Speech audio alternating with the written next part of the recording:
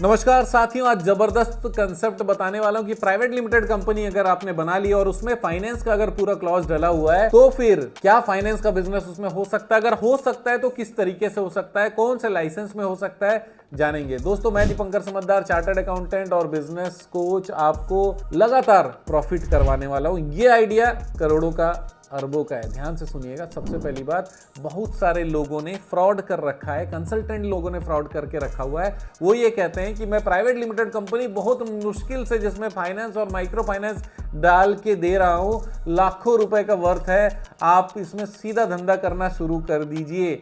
Sir वो गलत बोल रहे हैं और कोई मेहनत की जरूरत नहीं है। वो नॉर्मली कोई भी प्राइवेट लिमिटेड अगर बनाता है, नॉर्मली बनाता है, तो भी वो आराम से बना सकता है। उसमें स्पेशल किसी कंसल्टेंट की आवश्यकता नहीं है। अच्छा, ऐसा नहीं है, वहां तक ठीक है, लेकिन क्या उसके बाद का शब्द का वैल्यू है? इसका मतलब क्या उसमें धंधा किया जा सकता है? नहीं किया जा सकता। अरे नहीं किया जा सकता, यस, लेकिन उसके अपवाद क्या है? दो मोस्ट इंपॉर्टेंट अपवाद है। सबसे पहला चीज ये, प्राइवेट लिमिटेड कंपनी में अगर आपने फाइनेंस वर्ड डाला हुआ है तो फिर हम लोगों को बिजनेस कमेंसमेंट जब लेंगे तो हमको क्लियर करना पड़ेगा कि भैया ये आरबीआई का लाइसेंस ले रहा है या लेगा। रहा है वाला नहीं, सिर्फ लेगा वाली बात आएगी, रहा है नहीं चलने वाला। इसका मतलब ये आरबीआई का लाइसेंस लेना ही पड़ेगा, तब जाकर आप फाइनेंस का काम कर सकते हो। पहला चीज याद रखना, आज के वीडियो में बहुत इंपॉर्टेंट प्रश्नों के आंसर देने जा रहा हूं। ध्यान से एक एक पॉइंट समझिए। कि फिर से बता दूं, अगर प्राइवेट लिमिटेड कंपनी है, फाइनेंस का धंधा करना है, तो फिर वो डायरेक्टली फाइनेंस का धंधा नहीं कर सकती,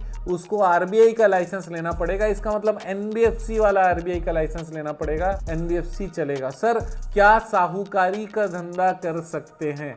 साहूकारी का बिजनेस करने के लिए जो स्टेट होता है वो स्टेट इंपॉर्टेंट फैक्टर है। इसका मतलब है हर राज्य अपना साहूकारी का अधिनियम बनाया हुआ है। साहूकारी का मतलब मनी लेंडिंग एक्ट बनाया हुआ है। एक सेंट्रल एक्ट था जिसने सारे स्टेट को यह अधिकार दिया, फॉर्मेट भी दिया कि इस तरीके से आप बना सकते हो। उसके बाद हर स्टेट ने मनी लेंडिंग एक्ट बनाया, उसके बाद में उसको गवर्न करना, इसका मतलब उसको सुचारू रूप से चलाने का अधिकार भी किसको मिला? स्टेट को मिला। अब बहुत सारे स्टेट ने मनी लेंडिंग का तो काम ही बंद करवा दिया। इसका मतलब लाइसेंस रिन्यू नहीं हो रहा है या नया लाइसेंस बना नहीं रहे, पुराना लाइसेंस खत्म कर दिया। और अभी अगर कोई साहूकारी का धंधा कर रहा है तो उनके ऊपर भी थ्रेट्स आ रहे हैं। इसका मतलब धंधा बंद करो वाली बातें लगातार आ रही है। इसका मतलब ये हो गया कि भैया बहुत सारे स्टेट तो अभी लाइसेंस ही नहीं दे रहे। अच्छा चलिए, कुछ स्टेट ऐसे हैं जो लाइसेंस दे रहे हैं, तो क्या होगा? जो स्टेट लाइसेंस दे रहे होंगे वो भी क्लियरली आपको पूछना पड़ेगा कि सर मैं क्या प्राइवेट लिमिटेड कंपनी फाइनेंस वाली ला कर दूं तो आप उस प्राइवेट लिमिटेड कंपनी में हमको साहूकारी मतलब मनी लेंडिंग लाइसेंस देंगे क्या? अगर हाँ बोलता है तो आप कर सकते हो। लेकिन मैं फिर से बता देता हूं, आरबीआई सबसे बड़ा है, स्टेट से भी बड़ा है, मत करिएगा। प्राइवेट लिमिटेड कंपनी में साहूकारी अगर कहीं मिल भी रहा होगा, और इसलिए मिल रहा होगा क्योंकि सामने वाले को ज्ञान नहीं है कि किसमें देना है। ले लो भैया कोई भी पेपर ले आओ, मैं कर देता हूं, ऐसा डायलॉग मार दिया और आपने भी दे दिया और आपने कर दिया, उसको बंद भी करना पड़ जाएगा क्योंकि आरबीआई सबसे सर्वोपरि है। और आरबीआई के हिसाब से फाइनेंस का धंधा करने के लिए उनसे लाइसेंस लेने की आवश्यकता है, क्योंकि जब हम कंपनी बनाते हैं प्राइवेट लिमिटेड या पब्लिक लिमिटेड, तो वो सेंट्रल गवर्नमेंट से बनता है, मिनिस्ट्री ऑफ कॉर्पोरेट अफेयर से बन रहा है, स्टेट का नहीं है। इसीलिए आप अवॉइड करिएगा। कहीं अगर बाई चांस दे रहा हो तो आप ये मान लेना कि उसको शायद पता नहीं होगा, राइट? और आपको साहूकारी स्टेट में करना है, पर्सनल नाम से करिए, प्राइवेट लिमिटेड में नहीं। तो वापस आ जाते हैं, प्राइवेट लिमिटेड में धंधा कर सकते हैं क्या? नहीं कर सकते। फिर से बता रहा हूं, आरबीआई का लाइसेंस जरूरी है। आरबीआई का लाइसेंस के लिए क्या करना पड़ेगा? 10 करोड़ का नेट ओन्ड फंड होना जरूरी है। गलत, 10 करोड़ होने से नहीं होगा, 10 करोड़ प्लस, ये याद रखना जो मैं बोल रहा हूं, 10 करोड़ प्लस जितना गवर्नमेंट का चालान लगने वाला है, उस 10 करोड़ का ऑथोराइज कैपिटल दिखाने के लिए, एग्जाम्पल लेते हैं, मान लो 35 लाख लगने वाला है, तो 10 करोड़ 35 लाख हो गए। इसके अलावा जो आप कंसल्टेंट को फीस देने वाले हो, मान लेते हैं 15 लाख देने वाले हो, 25 लाख देने वाले हो, 25 लाख ले लेते हैं, तो 35 और 25 कितना हो गया आपका? 60 लाख।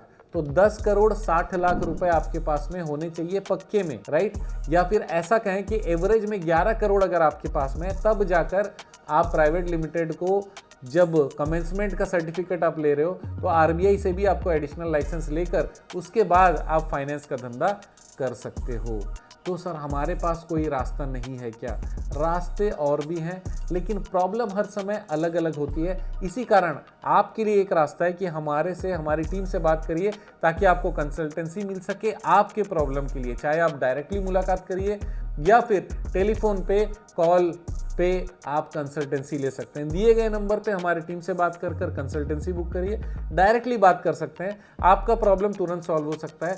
या फिर अगर आपके पास में बहुत समय है तो आप कमेंट कर रखिए, जब हमारी टीम के पास फुर्सत होगी तो ज़रूर उस पर जवाब देने का प्रयास करेंगे। लेकिन आपका बिजनेस, आपका प्रॉब्लम अभी सॉल्व होना चाहिए तुरंत। हमारे चैनल को अगर अभी तक आपने सब्सक्राइब नहीं किया तो सब्सक्राइब करिए, लाइक शेयर करना मत भूलिएगा और फॉलो करते रहिएगा। आप जानते हैं हमारा मिशन है हमेशा आप लोगों की मदद करना और समय पर सारी जानकारी देना, तो बने रहेगा हमारे साथ। वीडियो को शेयर जरूर करिएगा। आपका दिन जबरदस्त और शुभ हो।